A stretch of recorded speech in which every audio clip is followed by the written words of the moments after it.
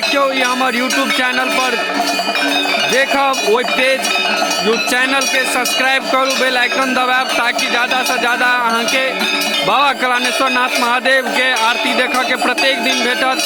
जय बाबा। एखन सावन के पवित्र महीना चल रहा है, ऊपर से मलेमास से महादेव के दर्शन बहुत बड़का पुण्य के बात होइ छै। जय बाबा।